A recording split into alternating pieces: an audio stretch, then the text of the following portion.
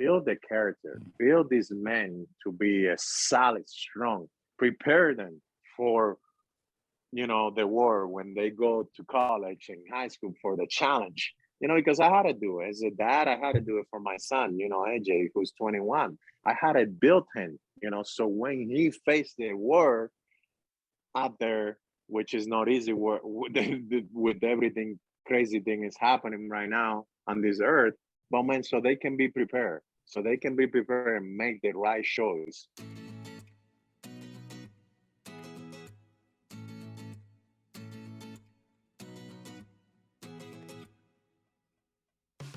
Today's guest is who, Coach Chad Chop? Little known legend, Albert Pujols. I've been so excited for this one. And I tried to get him on earlier, but he was in the Dominican playing baseball, grinding, and changing lives down there. So we've got him on today. And I've got a guitar behind me that he signed and he gave to me, which is very special. And when he comes on, we'll talk about how I got that. And then there's the conga with little soft flex by me here, Albert Pujols and Mike Trout. Mike Trout wanted to sign his signature right below Albert's, which is a testament to Albert's mentorship towards him. We'll talk about that. There's so many topics that I want to hit. He grew up in the Dominican Republic. Just the amount of objects he used growing up to play baseball, how he got the nickname, the machine, the stat line on his baseball reference page. It's unbelievable. It's girthy and it's amazing. But once again, there's that word character, and he is at the top of the list. Roberto Clemente Award winner. He has a foundation that we'll talk a lot about. But Chopper, what do you got? I'm looking to redeem myself from yesterday. I have my home run call, and I'm ready for it. Let's go. Bring it. Here it is. And the 2-1 is a swing and a drive. Launched.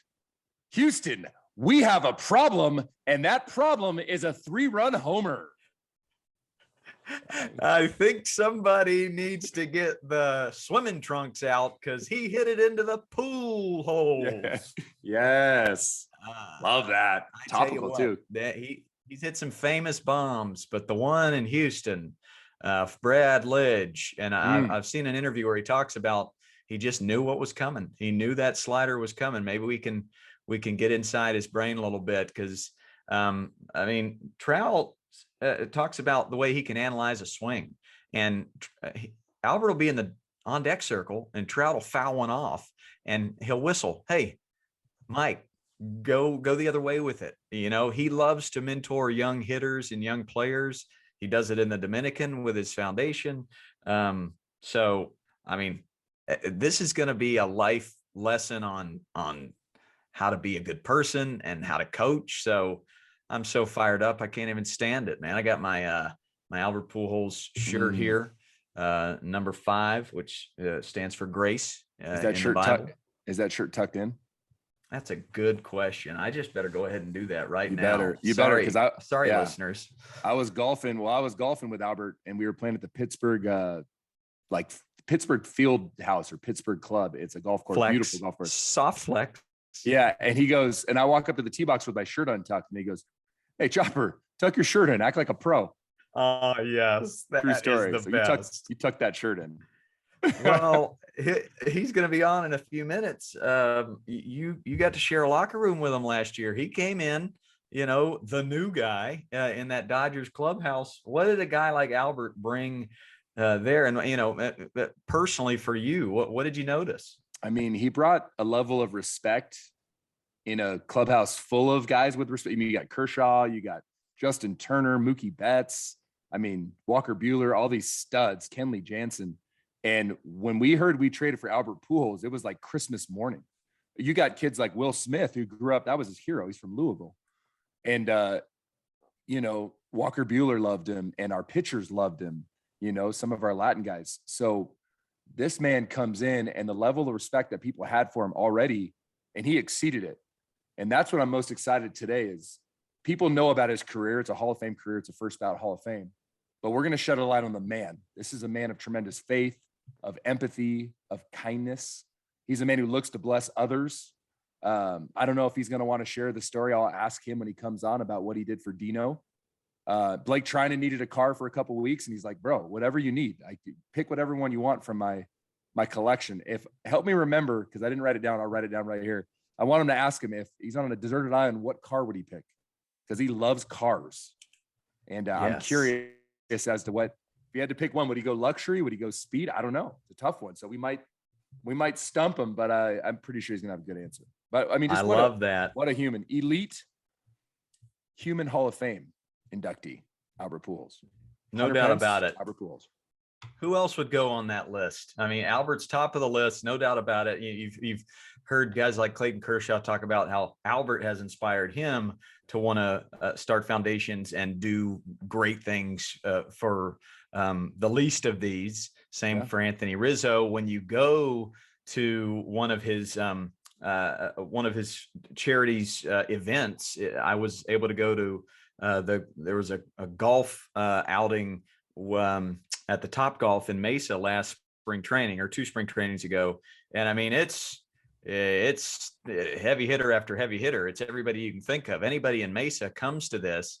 Who else is on that list for you of elite human in Major League Baseball? I can go Dave Roberts from this podcast, just from what I learned talking to him for a little bit.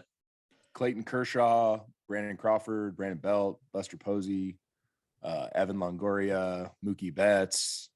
The list goes on and on and on. Even like I just mentioned Will Smith, like catcher for the Dodgers. Like, what a good dude. Chris Taylor, Kike Hernandez. I mean, we could go on. Like, everyone that I've got to spend time with has blown me away with who they are. Like, their talent's their talent, and that's amazing in and of itself. That takes hard work, discipline, sacrifice, attention to detail, resiliency. But okay, then that's great. But what sets them apart to me, or to us, is how they treat people. That's your legacy. And Albert Pujols has the legacy of legacies. It's a question I want to ask. And any great person that I meet, I want to dissect that a little bit. What makes you choose good? Like, what is it? Where's the genesis of that, you know? And I think I know what he's going to say, but I can't wait to hear it. And there's a lot of great questions from fans. We sent out a thing on social media. Hey, what questions do you have for Albert? And we got some really good ones. Who was his favorite player growing up? You know, and I know he had some role models. And get into his stance and some of the techniques of hitting. Asking him questions about, what would you teach a kid in elementary school or middle school about hitting? He loves to talk hitting and analyze the swing. And then, what about a high school player or a college player? What kind of tips do you have for them? Ian Kinsler threw out, how much oil does the machine take in one season? Great question. And how often do you have to change that oil? I love that. Oh my goodness. And hey, spring training is around the corner and he's a free agent, and there's 30 teams that need a DH. Like, I want to ask him what he's doing to prepare. I've seen his workout ethic, on social media a little bit. He'll post some videos of him working out. He ain't taking the year off. He's ready to go, man. He's a ball player. He's always prepared. And just the 30 clubs out there, every single one of you needs Albert Pujols, especially within that DH role. Man, that's lightning in a bottle, and an incredible leader in the clubhouse. As well as I do, every GM's listening right now. They don't have anything else going on today. Nope. And someone's signing Albert Pujols. It's going to be a nutty couple of weeks once we get this thing back up and rolling, as far as free agents going here and there. I mean, what should we expect, bearded one? I'm a little bit concerned right now from just my sources that I've been talking to. I'm not sure that there's going to be an agreement anytime soon, but you still hold out hope. But to your point, man, once they do make an agreement, it's going to be a whirlwind romance for all of us baseball lovers out there. They were up into the wee hours of the morning last night trying to dial in a deal so we wouldn't miss anything. But I believe our guest is here. Oh man. And I just want to look at him for a minute, take it in. And if you're watching on the YouTube, yes, there he is. Albert, what's up? Are you able to turn the phone? There it is. He did it before I even asked. He's a pro. Folks, we'll just go ahead and give Albert an attaboy on 3, 1, 2, 3.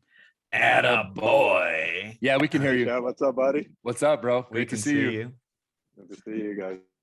So I'll throw an intro our way and start things off. I like that. I know shirt, Albert's coach represent, huh? Hey, you like it? You like it? Yeah. And I had it. Here's the thing. I had it untucked. And Chad was like, "Hey, I went golfing with Albert, and I got on the first tee, and he said, 'Hey, tuck your shirt in, Chopper. Look like a pro. Like a pro. Act like a pro in Pittsburgh.'" Yeah. And I was like, "Yeah, what am I doing here?" So I got it tucked in.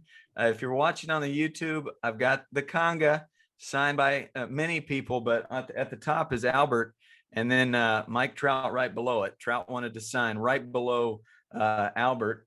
And then we've got the guitar here. We'll talk about it a little bit. That's a tease, folks. That is the only guitar with Big Bird, Kermit the Frog, the Count, and Albert Pujols painted on it. It's the only guitar in the world. So, all right. I know Albert is tired of hearing all these numbers, but I'm doing it because there are some kids out there that need to hear these numbers.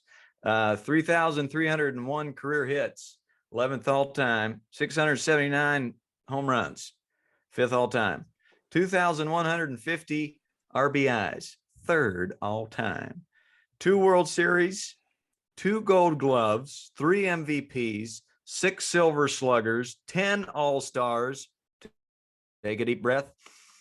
And the 2008 Roberto Clemente Award winner. It's the machine, Albert Pujols. Unbelievable, man. So cool. I know you're not about stats. I know what you're about, and we'll get into it as we discuss. But when you hear all those numbers, it's unheard of. It's exhausting almost to dive into your baseball reference page with all the big numbers. What do you think? What do you think of when you hear all that? No, I mean, when I hear that, my first thing is just the glory to God.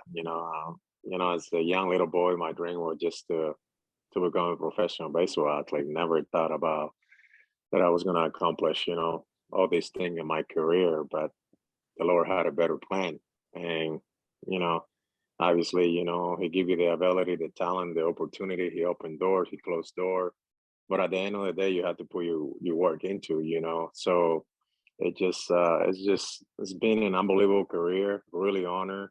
Through my career, I'll be able to meet a lot of great people who deserve to be mentioned to, and I think, it's just awesome. I always use the illustration that if I had 1,000 blank page and God was telling me, just write your 42 years of your life, your first 42 years of your life, I wouldn't even come close to this. It just a dream come true. Every little boy dream come true, playing in the World Series, being in the big leagues, being around great athletes and be one of them, it just really, really special and really humble. And, I give Him all the glory.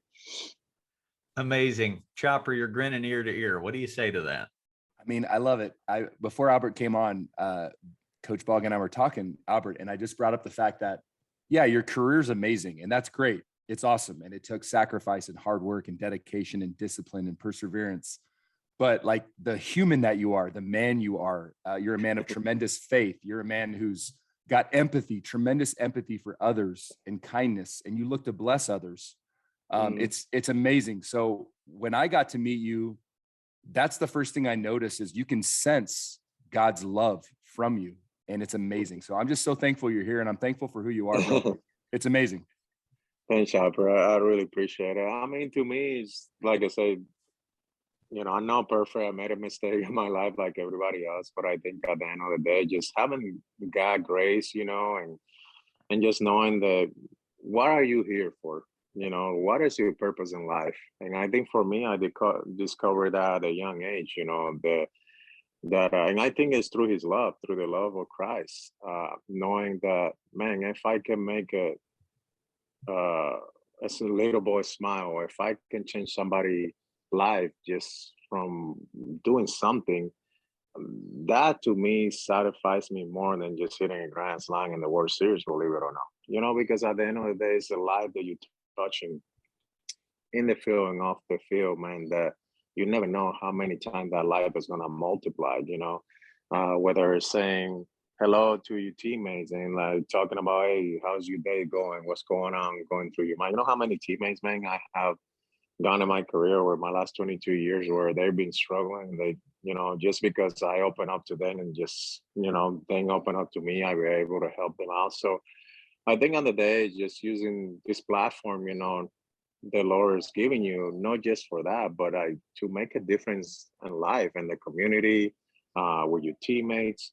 And at the end of the day, our rewards are going to be in heaven one day. So I don't do that so that way I can look good in the newspaper. I mean, you were around me, you know, this past year. It just I can care less about that, because at the end of the day, man, where he has put me and where he has taken me is higher than where anybody can take me, you know. So that's why really I'm really humble. I'm just, you know, and then blessed to have a lot of great people around me, man. And that's as easy as I can put it. Really simple, you know. So I don't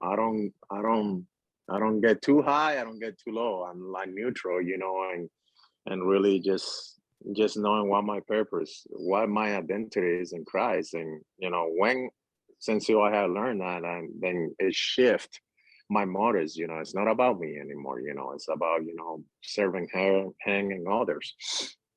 Coach Ryan, I'm going to kick it to you in just a sec, but I had a moment last night. Albert, you know, I'm coaching at this Christian high school down the street, and it's awesome. And I had a player last night who were taking like live BP, like simulated at bats, and he struck out 2 times in a row, and I could feel his body. I could feel his negative thoughts. So I called him over real quick, and I'm like, hey, Brandon, you're awesome, right? I can feel your negative talk right now. You have to be a legend in your own mind. Before anyone else is going to believe in you, you have to believe in yourself. I want you to say with every ounce of your being, I am awesome. And he said it. I said, say it again. I am awesome. I said, now go up there and have fun. You got 2 line drive base hits. It's next to at bats, and he ran over me and gave me a hug. I want to know how you, like, how important is your self-talk? Because you are this legend, but when did it start up here before the rest of the world found out about it? Yeah. Really young, and I think it takes a lot of that, knowing that, man, you know that you're good enough to play in this level. The guy has put you here for a reason. He won't put you in a situation where I believe that he will embarrass, you will embarrass yourself. So, hey, man, you know, strikeouts, errors, mistakes, hey, man, it's part of the game. And I think the more that I was put in those situations, the more success that I had, the more failure, the more that I learned to try to get better. You know, I always believe that a great athlete is an athlete that doesn't make the same mistake back to back. You know, you can make it right now, but maybe it happens 6 months from now, but make sure it doesn't make it. You don't make it the next day or that week. And I always learn about that. Hey, learning from your mistake, but make sure you don't consistently make it over and over and over. Yes, a lot of people talk about, oh, I'm in a slum. I don't believe in slum. I believe, man, you have pitchers that are in the big leagues and they're good enough. They're here for a reason. They're in the big league just like you. So they're going to make some pitch. You're going to make some outs. You're going to make mistake. But I think, you know, sometimes when I hear people say, oh, I'm in the slum, I try to walk away because I don't believe in slum. I believe that you are an athlete, you get tired, you sometimes needed a break. But when I had those tough, rough, which a lot of them has happened in my career, I really just stay positive, knowing that, hey, what get me to have the success that I have, and go to my basics, you know, and knowing that, man, we are athletes. Yes, don't you think I want to get that base hit with bases loaded? Like, there's nobody in the stadium that wanted it but me. But sometimes it happens, and sometimes it doesn't. It's just part of the game. But when people ask me, you know, how you overcome all those things, is just here, man. You know, this game is about 75% mentally and about 25% physically. And I can say it's about 90% mentally and 10% physically. Because your mind, man, your mind, if you allow negative things get in your mind, it just take you from the focus what you want to do. Now you concentrate on that negative thing and really forget about, you know, what you're supposed to do. And it happens to a lot of athletes. You can talk to the best athletes in the game, not just in our sport of baseball, but in any sport. And they will tell you that they try to separate, you know, those negative thoughts over and over. And it's not easy, trust me, especially when you're going through a bad rough, you know, in your career. But you have to, you know, to be able to have the success. Beautiful. We just talked to Daniel Bard yesterday, and Daniel Bard has overcome a lot in his pitching career to come all the way back.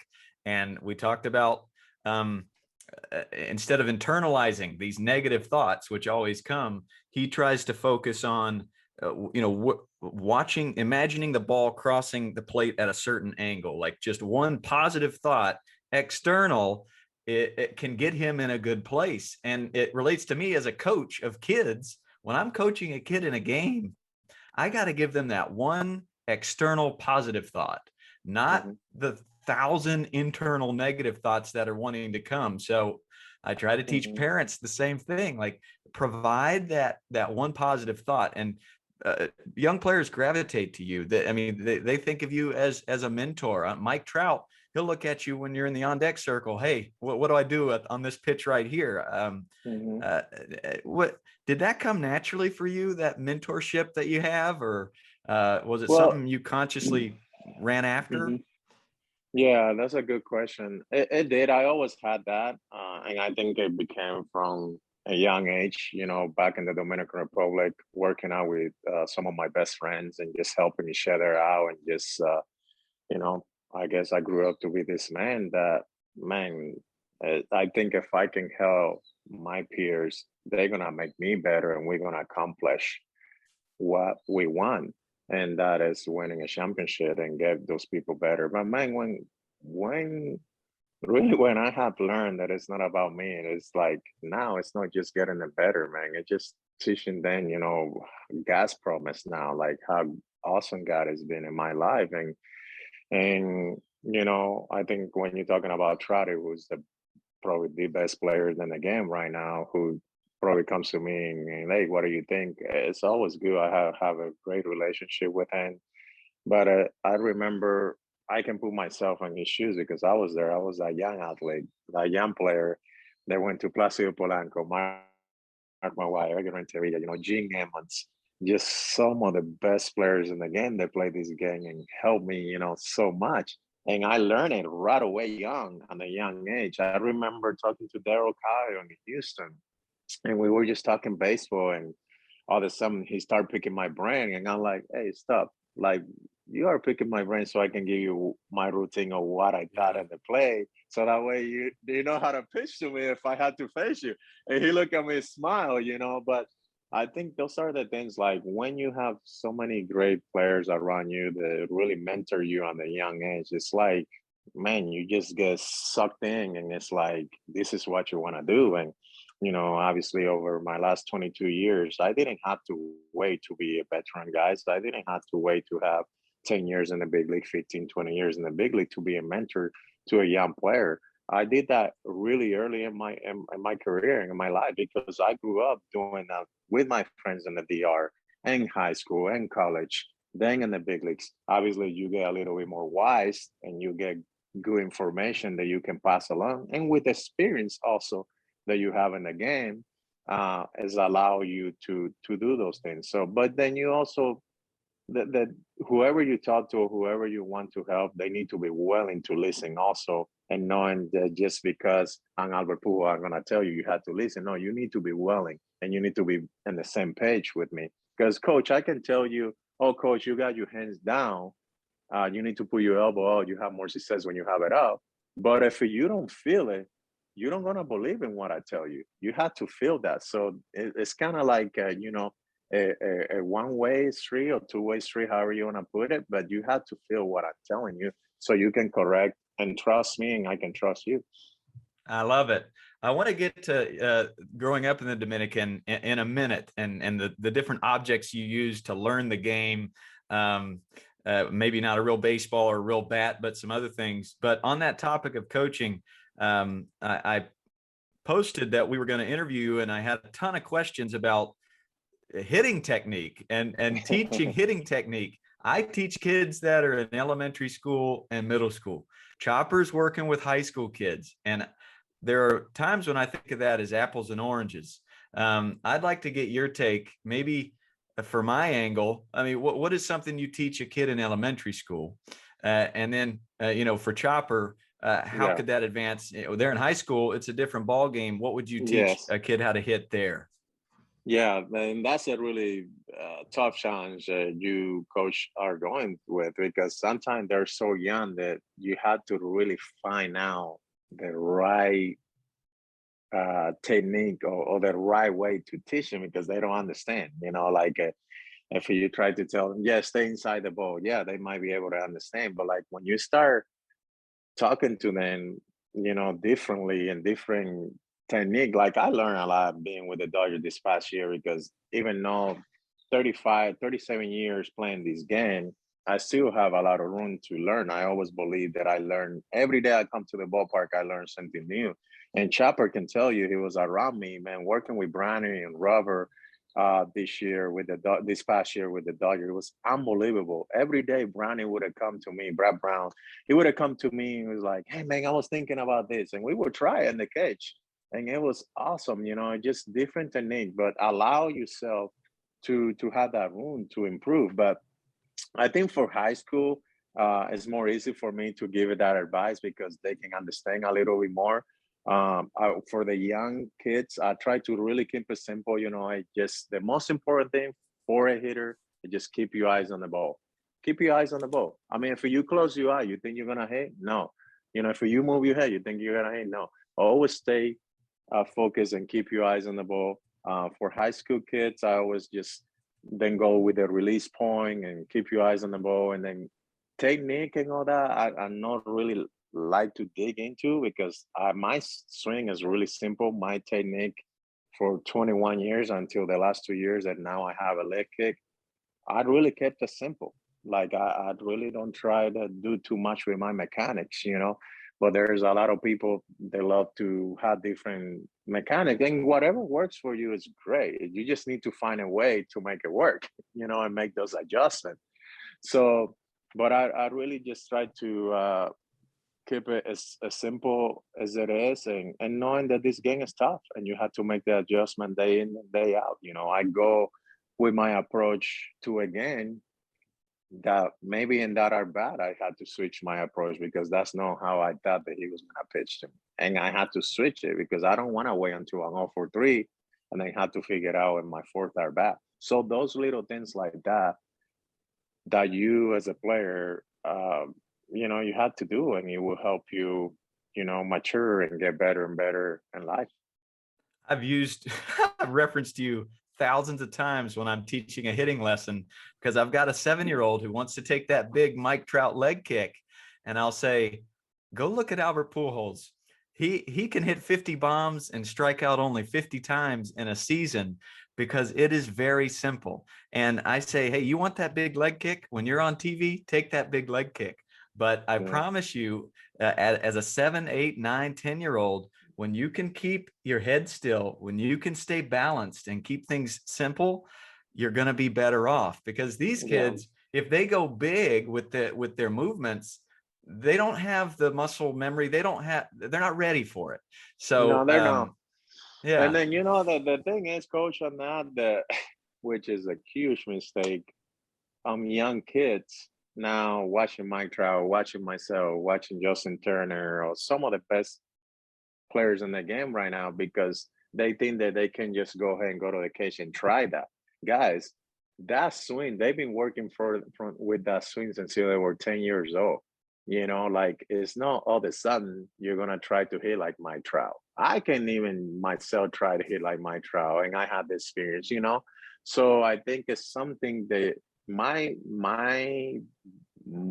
approach, my technique, my mechanics, all that stuff It's not like I wake up yesterday and I find it. It's being a working process until I was in high school, and finding myself. When I was in high school in summer league, I used to have a big leg kick and tug it in like Trouty. And I had to switch that because now I went from middle bat to wood bat, and it's a huge difference there. And you had to make an adjustment. So at the end of the day, hey, listen, guys, it's about making an adjustment in this game, whatever it is. But for a young kid, try to say, oh, I want to hit like Mike Trout and go try it. It's difficult. So I guess my encouragement to those young kids is like, find the things that you're going to be comfortable, but for yourself to think that all of a sudden you're going to change your mechanic and try hit like Mike Trout myself, it's impossible. It's a working process, that you had to do a lot of hours, a lot of swings that you had to take in your life before you even get to the level that we are today. But you're right. I think, about keeping it simple. I'm not a big fan of the big high leg kick. I had to do it last year because the injuries that I have. But if I had to go back or have to tell somebody, I'd really try to make sure that they keep their feet level and just keep it really simple, because it's easy to work with that.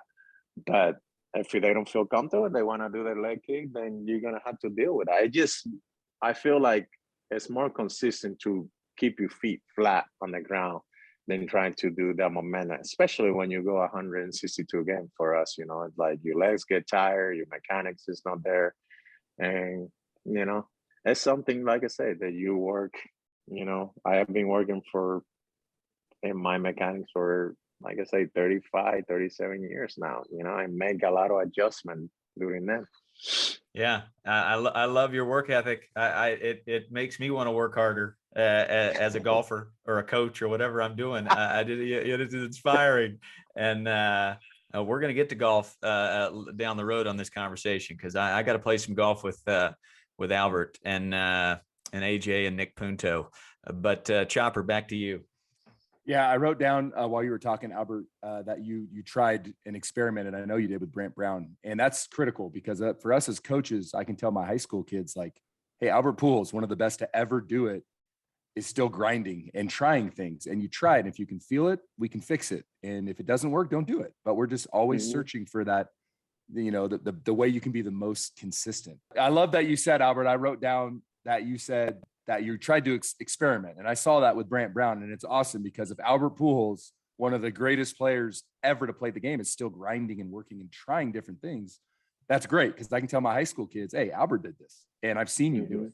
So it's great. The question I have for you, how important is it to have, the term I use is a B swing, for when the team needs, I've seen you do it, that ground ball to the right side or the sack fly, or you're facing Daniel Bard and he's nasty and you got to put the ball in play for your team? Yeah, that's a great question, because not every swing has to be hit out of the ballpark. I think you need to know the game.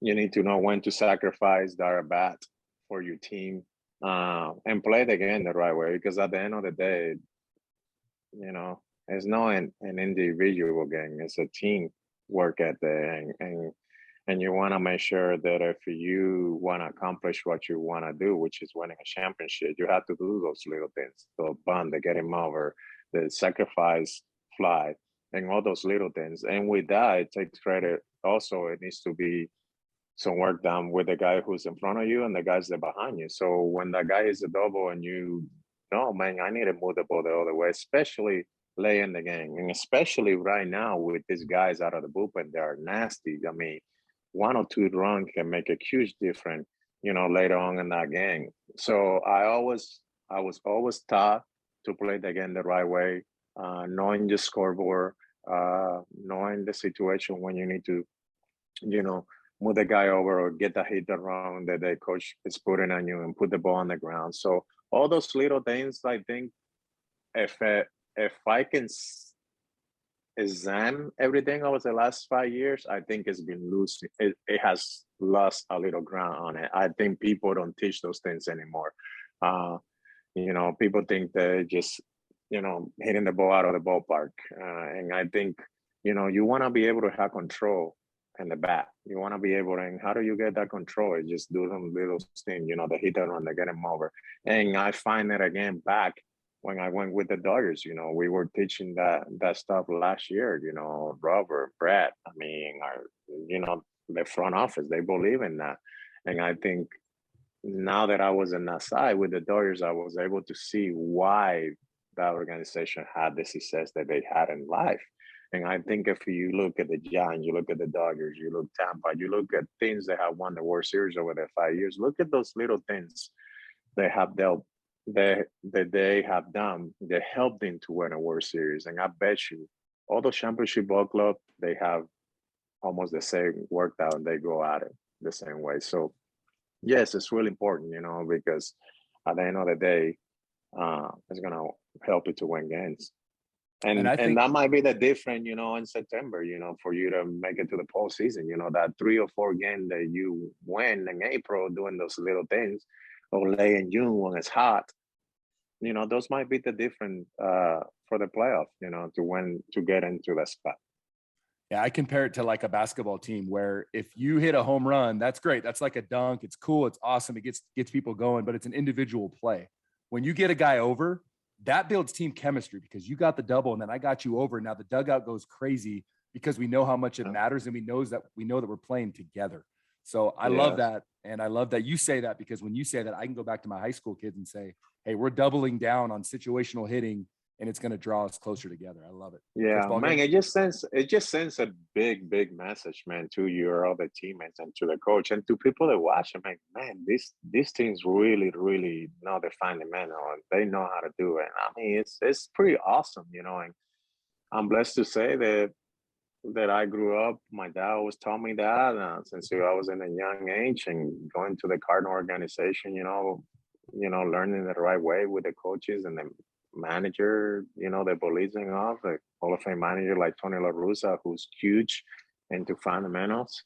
And, you know, it's just pretty good, you know, when you learn how to do those things. And the best thing is that when you get that guy over, man, and that guy gets in that big smile that guy comes in and appreciates you, you know, that's awesome, man. Like there's a feeling that you have to be in that situation to be able to describe it.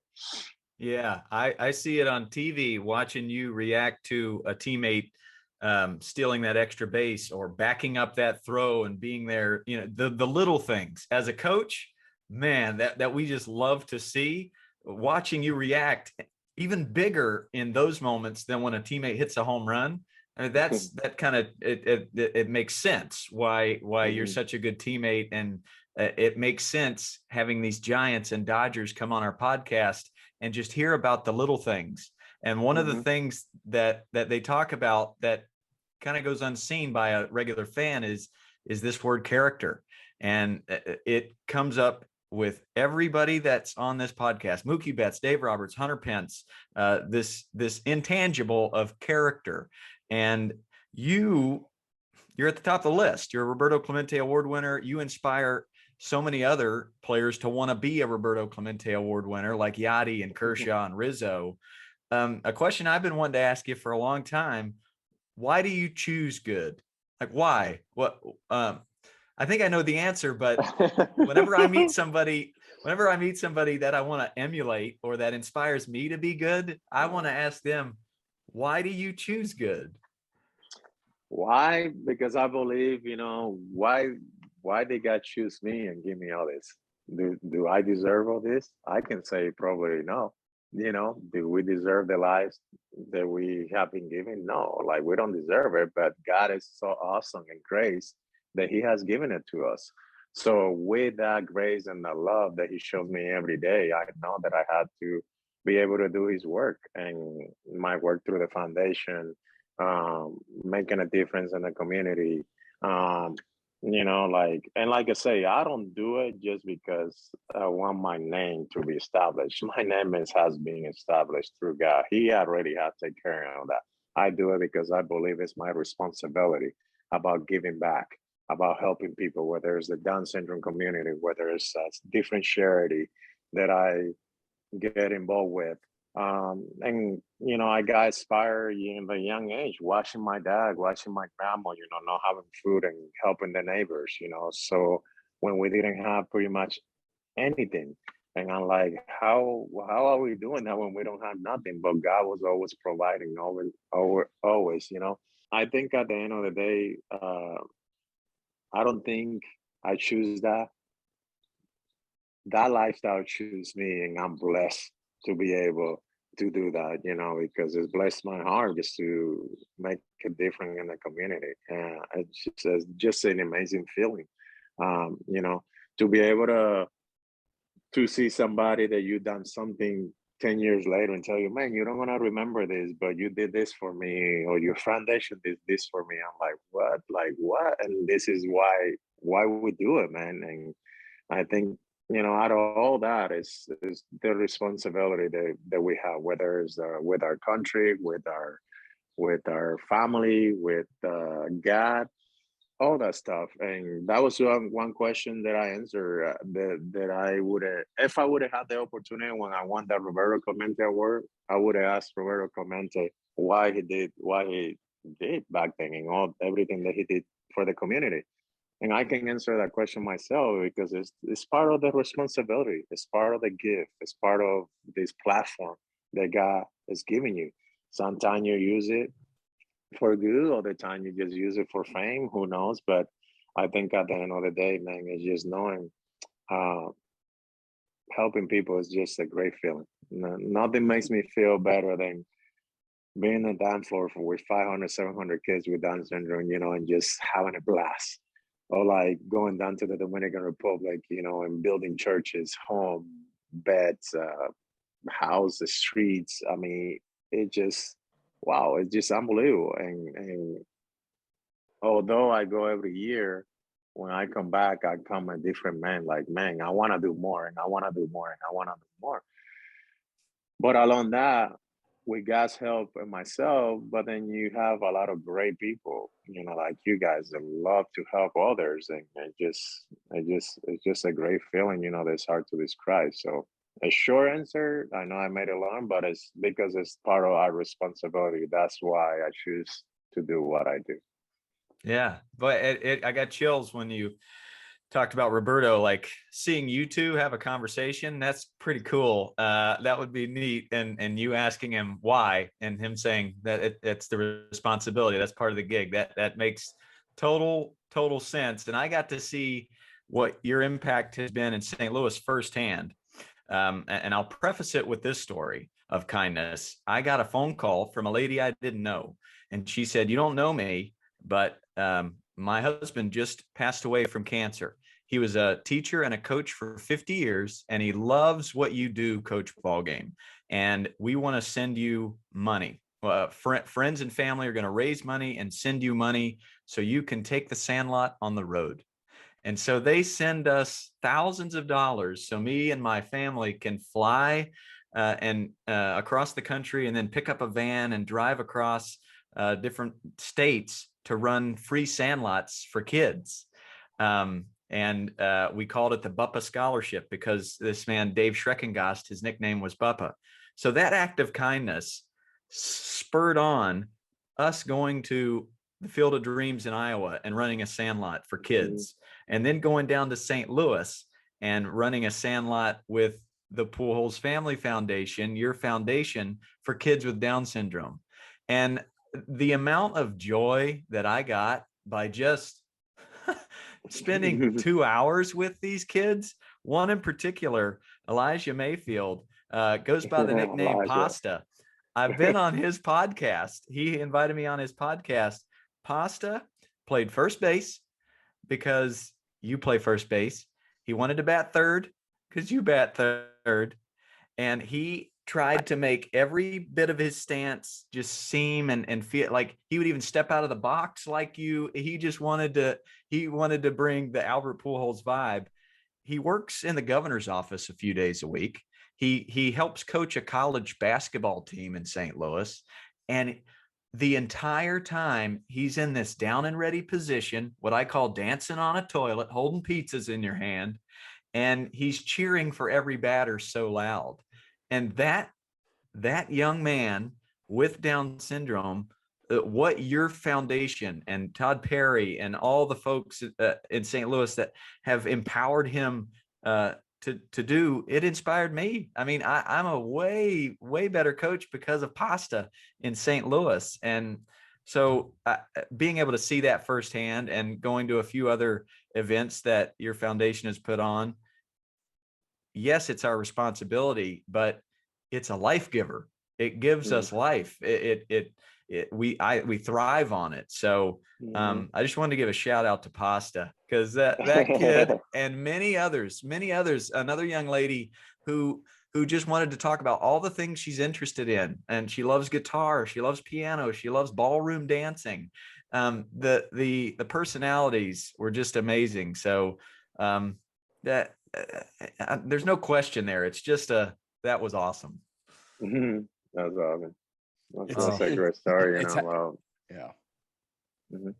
I was gonna say, it's all about how you treat people, and I love that that's your focus. And I'm trying with my high school. We're volunteering once a month, community service, getting out and just trying to love our neighbor and love our God. And I love that. I just love that about you.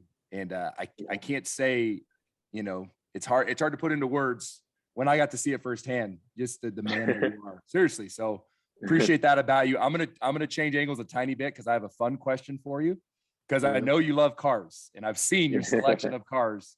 If you had to pick one car to drive every day forever, which one would it be? Are you going to go sport? Are you going to go luxury? This is a tough one. I'm putting you on the spot.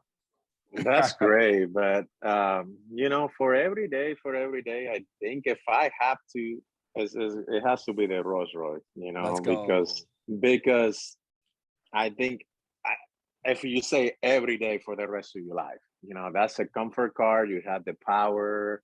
I mean, obviously, I love to drive my car. So people are like, "Oh, you need a chauffeur." I'm like, "No, I don't. I love cars, so I love." Yeah, I offered. My car. Hey, you remember? Hey, you remember? Yeah. I got you. If you ever just want to relax, you're like, bro, you look at me like you don't know me that well yet, Chopper. Yeah.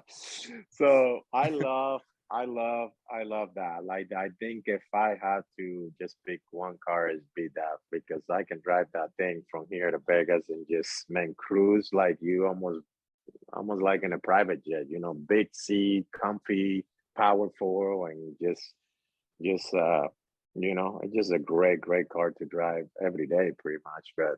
But I also love my sport car, but I don't want a sport car to drive the rest of my life, Yeah.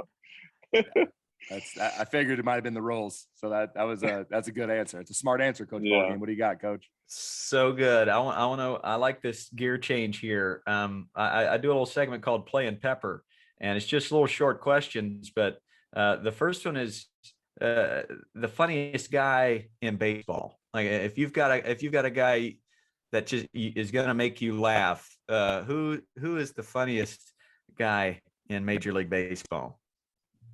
Wow, that's a great question, because there's so many guys. I had to think about that. Can we go to the next one? Let me think about that one, because think about that one. We've had a few options already on the podcast. Kike has people have talked about Jock Peterson. They've talked about Kike making him laugh. Brandon Belt. Yeah. So there's some options. Yeah, it has to be a guy. It has to be a guy that you play with. Really, like, for me, So I play with 3 different organizations, so I had to really think about that one.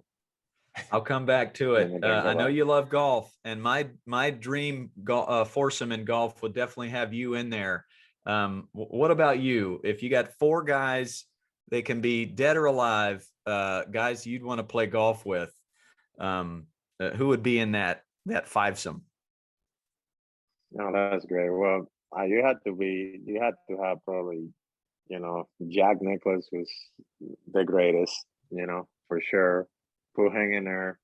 Then I haven't had a chance. I saw him a couple of weeks ago. I play at his golf event, but Michael Jordan, yes. Michael. You had to have it, and you're probably gonna have to bring a lot of cash with you too. Yeah, because he likes to gamble.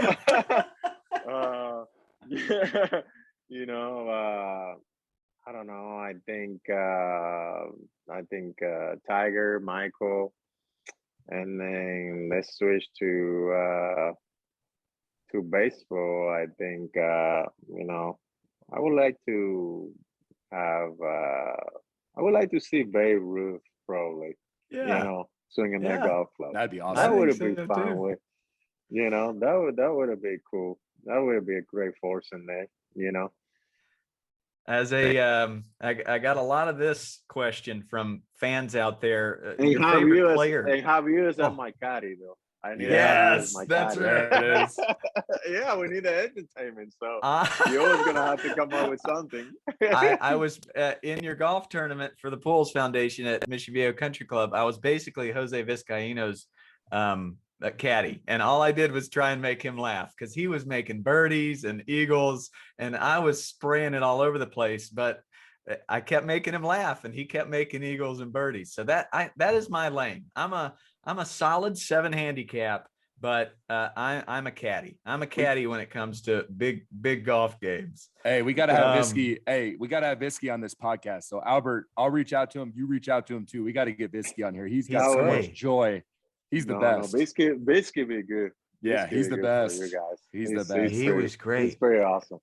Hey, Coach, I bet you he Coach, might be doing this from the podcast course from a course or a driving range. Hey, guy, 100%. 100%. He said that was in his contract. He's got to play golf every day in his daughter's contract, and it shows the guy can swing. Chopper, do you have something to say? Yeah, quick story about Visky, because I told him during spring training this year how much I see God's love in him. And he's a guy with all this experience, and he could do anything on a baseball field, but he's happy just flipping balls to like a guy like me to hit fungos. He does it with smile and joy. Jose Vizcaíno is one of the best humans that I've ever met. Yes, and we got to have him on here because he is such a special man. Great story. I love Visky. That's true.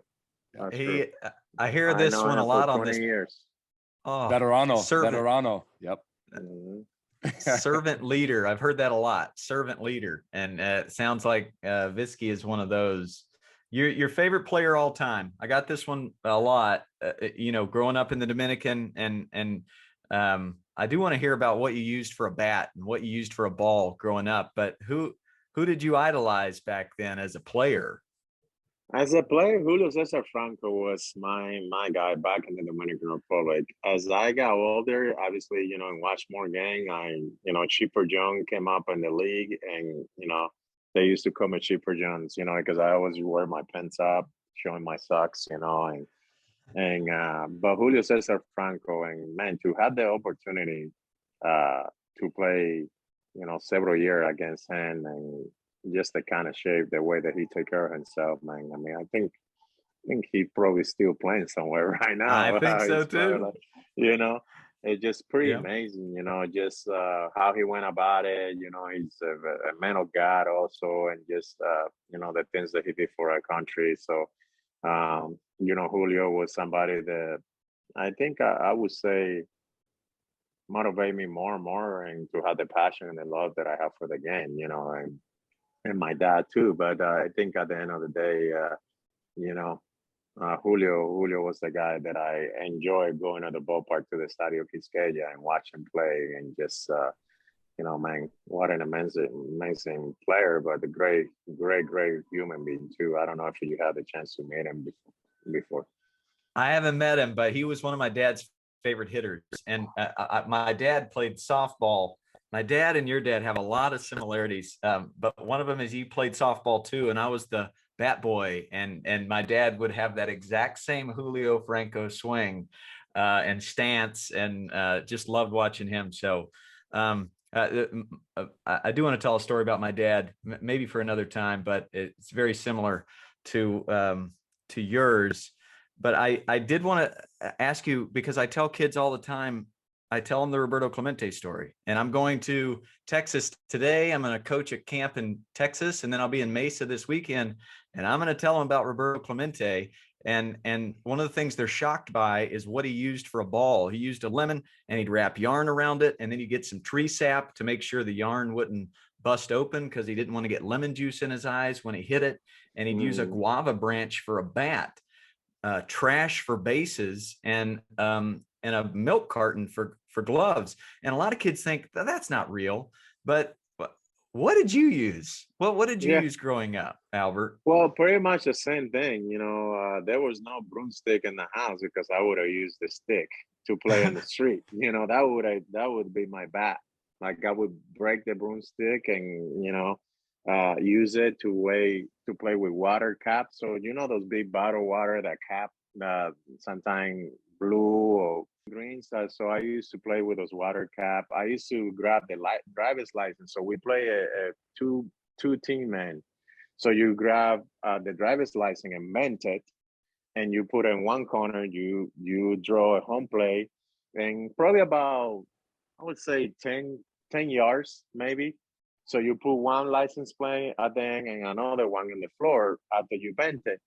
So the way that you get out is like you throw it and you try to knock that down. So if you hit it, so you get 3 outs. And the way you score wrong is you hit.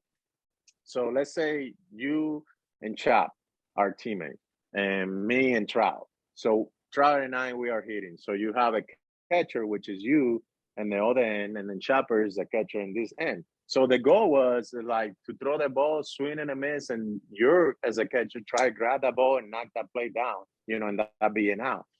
You score a run like going back and forth, back and forth, almost like, I don't know. I guess I would say kind of a little bit like cricket, but it's not, Yeah. So, but it's like that's how you score runs. Sometimes we play to 200 runs, and I did that. Same thing with the cardboard. I would wait until the milk or the juice was done, and then just either get it really flat, put a hole like on the side, and that's how I put my hand in, and then put a hole on top, and that's how I stick my finger out and then smash it and get it really flat. And that was a glove. You were able to squeeze it, play with lemon and lime, playing catch, grabbing my grandpa socks, and put a rock with a bunch of paper and wrap it on, make this thing really, really tight. And there, I mean, all those little things like that, like Roberto did, those were my hobby. Those were my creation. My friends and myself did that. When I see my kids right now and say, Dad, I'm bored. I mean, you have a pool, you have iPad, you have computer. I'm like, what? I didn't have all that. Like I had to be creative to with my neighbors or my friends to have a game. I mean, there was a lot of other games that we play in the street, triangle and, the things that you make up like that. And we had a blast. So yes, it is true. Roberto did that. I did that growing up. And I can say, when you're in Latin America, I think those kids are still doing the same because it's part of the culture. I can't wait to go down there and bring my drum and give out some nicknames. And next time you go, Albert, just let me know and I'm jumping on a plane because I can definitely be your caddy down there as well. To close us out, I've got some fun Albert Pujols trivia. It's a trivia contest between Albert and Chopper. But anything else on your end, Chopper? No, man. I just I'm working with these high school kids, Albert, and I'm trying to teach them the character that you have, and that's my goal. And just to have empathy and a passion for others. And so you're going to be a guy that I'm going to be quoting a lot. And just talking about stories that I saw firsthand, just about who you are. And some of the stuff people don't even know about. They don't know what you did for Dino. They don't know all this stuff, and they don't need to know it because you don't do it for that. I don't. But I know it, and I love that about you. No, but that's good, Chopper, because that is keep the it's part of obviously what you're doing. The gang is part of it, but like, put the game on the side, man, and your job is to build this man to be a strong, solid Christian husband, man in life that can make it different. And I think, if you do that, because which, you're doing really well so far, it'll take care of everything else in the field, because they're going to know what their responsibility is going to be. So I think it's awesome. I think I wish more coaches would teach that and not focus so much about winning games or like trying to win championship, and like, man, build the character, build these men to be a solid, strong, prepare them for, the war when they go to college and high school for the challenge, because I had to do it as a dad. I had to do it for my son, AJ, who's 21. I had to build him, so when he faced the war out there, which is not easy work with everything crazy thing is happening right now on this earth, but man, so they can be prepared, and make the right choice in their life. So it's awesome to hear you doing that. Which more coaches can do that? Which I'm sure there's a lot of great coaches out there that do that. But I think at the end of the day, man, if you do that, if you focus on that, man, the field stuff is gonna take care of itself, because now that is gonna be more fun and no pressure. They're just gonna have more fun playing, and because who they are and they know their identity and who they have to represent. Yeah, we do at the end of every practice, I call up one of the kids and it's called spotlighting them. And we talk about what they bring to the team outside of baseball. So he's a good friend. He's humble. He's a hard worker. He's loving. He listens. He's reliable. And we have their teammates say what they love about their teammate outside of baseball. And it's really cool. And yesterday I called him up and I'm like, hey boys, I love you guys, and you guys are special and your God loves you. And it's so cool to be able to coach at a Christian school, because I can tell them how fearfully and wonderfully they're made without fear of losing my job. You know what I mean? Yes, like I can speak to them about what really matters.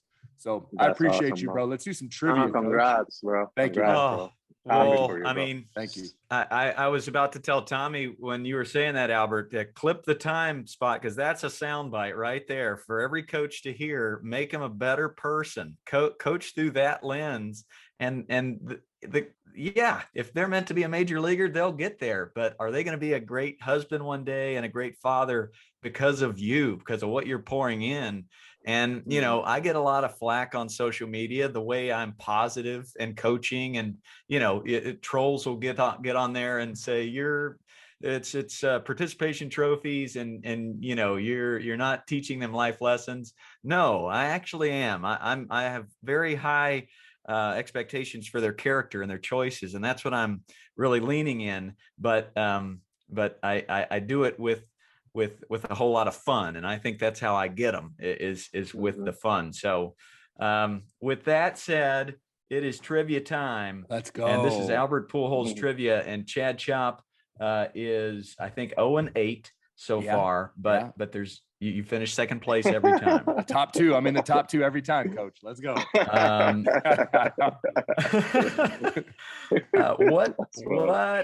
What pitcher has Albert faced the most in his career? And this is 90 times, 90 at-bats, over 100 plate appearances. Greg What Maddux. pitcher? Incorrect. Am I supposed to say? Yeah. Yeah. As soon as you why do you think I'm 0-8? They're all about Wow. Well, hey, you might get a wing here with me. I don't even know. I've faced so many guys, but you say 98 play appearance? I think 90 at-bats and 98 plate appearances. NL Central? Yes, we are NL Central. What team? Astros. Astros. Oh, Roy Oswald. Correct. Nice. Yes. You faced him the most, and you had a lot. I had a good success too in there, huh? And I mean, he had a ring fastball. Good for Albert though. That's good for Albert though with his swing, bro. Yeah, that's good. That feeds right into Albert's swing. I think you had the most hits against him. You had the most doubles against him. What was your approach versus that riding fastball? The things with those guys, man, he was so competitive. He always challenged you. And so, he had a good stuff. I mean, Roy also, I think if it wouldn't be for his injuries that he had, I think he would have been like a Hall of Famer. I mean, the guy was a pretty unbelievable pitcher, and so competitive. The guy was like 5'10", man. I know. But it was so nasty. 97, 98, sometimes 100, you know. But it's just that, you know, those guys, Ben Cheats, Oswald Gallego, like those guys challenge you, you know. So I was always a good fastball hitter and just, you know, I always hit their best pitch. So good. Mark Pryor chopper. Oh, yeah. Pryor. Which I always even remember when I told you, look at the number. Look it up. For me. Look it up. No, Pryor was nasty. What pitcher, Chad Chopper? By the way, it's 1-0 Albert in the lead. What pitcher has Albert hit the most bombs off of? 8. He's hit 8 bombs off this guy. Man. NL Central. Initials. RD. Really funny Canadian. No, it's not. I don't know. Cubs? Yeah, I don't know. Yeah. Ryan Dempster. Dempster. Dude, I should have got that. I know. I should have got that. I know. I thought you were about to say it too. I thought you said Ryan there. Well, 2-0 Albert. What pitching count has Albert hit the most bombs? 3-1. Incorrect. He's hit 99 bombs in this count. 2-0. Incorrect. Come on. Go ahead, Albert. Come on, get in there. Well, it has to be probably, well, I don't know the count, but I know it has to be with 2 strikes. Wow. Incorrect. You have hit. Yeah. I get a point. He has hit the most home runs in a count. Oh, okay. Wow. All right. That's a big pitch. That's good to know, man. Yeah. Coach, quit giving my secrets away. I know. Hey, we'll edit that out. Yeah, we got to edit that out. we'll bleep it out. Hey, Coach, we'll bleep it out so that they don't get it. Yeah. Well, hey, he's hit home runs in 40 different parks, which tells you how long he's been hitting home runs. But he hit 12 walk-off bombs. Who was on base for his first walk-off home run, July 12th, 2003? This was against San Diego. Jim Edmonds. Great guess. Incorrect.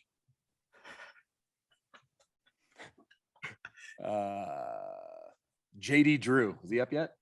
Correct. Let's go. Yeah. Did you know that, Albert? I didn't know it was JD Drew, but I knew about that walk-off. Yeah, Albert was there. He also hit walk-off bombs on back-to-back nights in 2011 off what team? Chicago. Cubbies? My Chicago Cubs. I keep the picture. I got to throw out the first pitch at Wrigley. And what pitcher? What pitcher, Choppers? What pitchers? Cubbies 2011. It's walk-off, so it's closers. You have one with the Giants. He pitched with the Giants. Righty. Yeah, Samaria. Jeff, the Shark. The wide receiver for Notre Dame. Yes. And then the other one was Rodrigo Lopez. It's funny that you bring up Samardzija because this morning my wife, Shark, gave a bunch of backpacks to the team, and our kids still use them to this day. And Deb's like, do you have Samardzija's number? Can you text him just to thank him for blessing our family? We still use these backpacks. So I'm going to text Shark today. Tell him that you hit a walk-off homer off him. And thanks for the backpack. Probably in a 1-1 count. I only didn't hit just a walk-off, buddy. The funny thing is that they went in there, he told him no pitch to hang. And if you see this walk-up, that ball was almost in the dirt. A slider, dude, and I hit it out. He's like went like this, like, how did he hit this thing out? Like, what? Yeah. Yes. That's awesome. I my Cubs Albert story is everybody knows I'm a lifelong Cubs fan. Andre Dawson was my favorite player, and I sometimes dress up as Old Man Wrigley, big beard, Santa wig, Chicago Cubs onesie, and he is 0-9 at Dodger Stadium. Every time I go dressed as him, the Dodgers win, the Cubs lose. But I went one day and Albert was playing first base, and he saw me, And every inning, before the inning starts, he always throws a ball to Justin Turner at third. And then Justin throws it right back. And then Albert, for 5 straight innings, Albert turns glove side and he has to wing it over the netting. And every time it would either fall right in front of me or right beside me. But in the 9th inning, he throws one and I reach back and I almost sit in the person behind me's lap and I almost caught it. And Albert just looks at me and he's like, come on, man, what do I got to do here? Yeah. It happened in spring training too, where you hit a foul ball. I think it was at Tempe Diablo and it ricocheted right to me, but I didn't have a glove on. I got to bring a glove to these baseball games. Well, he couldn't hit you. He couldn't hit you, but he hit me. Remember before the Cardinals game in the wild card, Albert? We're hitting ground balls to you and you dotted me. I mean, you smoked me with the ball. It was awesome. Oh, I feel like I took that. Yes, right before the wild card game. Yeah. Hey, I took that like a pro too. I didn't even flinch. It hurt, but I was like, I'm fine. You didn't show anything. And then later on you see the bruise. I'm like, oh man. Final trivia question. On April 2nd, 2001, Albert became the first major league player born in the 1980s. By the way, he was this happened on opening day 2001, first major league player born in the 1980s. Who did he get his first career hit off that day? It was against the Rockies, 2001. Really good hitting pitcher is your hint. I mean, I feel like I should know it, but I don't. Lefty pitcher, righty hitter. Way up for hang on me. No. You take it. It's a layup. All right. Go ahead. You take it? No, you take it. It's a layup for you, not for me. Okay. You should know Mike Hampton, man. Oh, Mike Hampton, stud. Yeah. Okay, that's he just give it to you. He's like probably the best hitting pitcher in the game. That guy was stud. Like he wrecked. Gold glove too, right? either him and Enkill. Like those two guys, like they can wreck. Yeah. I mean, jeez. He was the last ace to sign with Colorado too. Because he went there, he's like, no, this ain't it. And everyone's like, no, we're not signing. Rockies ain't signing ace pitchers, man. He went there to hit Mike Hampton. Man. Oh, so good. Basically off the middle. Let's go. Take it up the middle. The ball. Spin a hat. You got the ball. You got the bat, Albert? Yeah. Yeah, you do. Ball, got the bat. Yeah. Thank you for spending so much time with us. You're the best. I texted Joe Buck and he said, Albert broke through as a rookie, so much so that my dad, Jack Buck, made sure Albert knew how much I loved watching him play. He just said, Jack Buck loved you so much. Yeah, we spent a lot of time. Oh, that what a special. There's another conversation I'd like to be a fly on the wall for. And just the impact you've had, it sure makes me a better person on a day-to-day basis. I wanted to end with a question from my daughter, Avery Jean. She said, okay, ask Albert, why do you point up to the sky after a home run?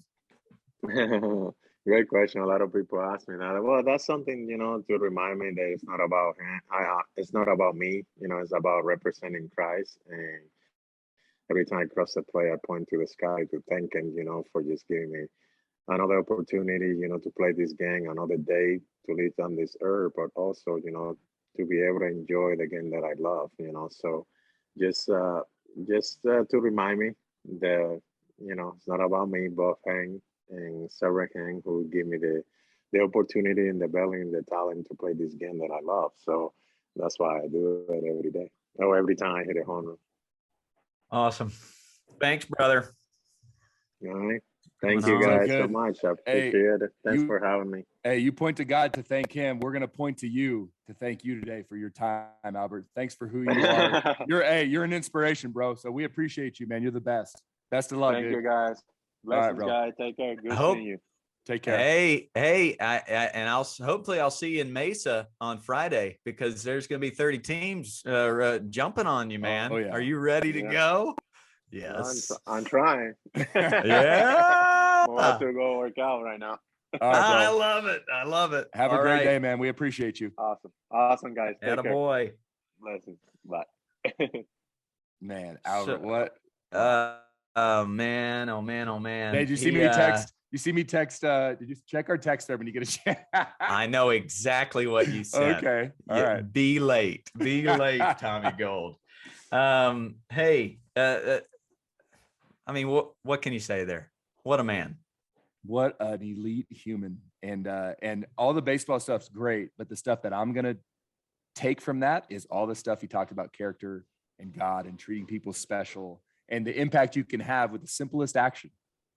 Just like his simple approach at the plate, man, and the impact he had with that. And that's great. But more importantly, his heart. I love Albert Pujols, man. Gosh, I love Albert Pujols.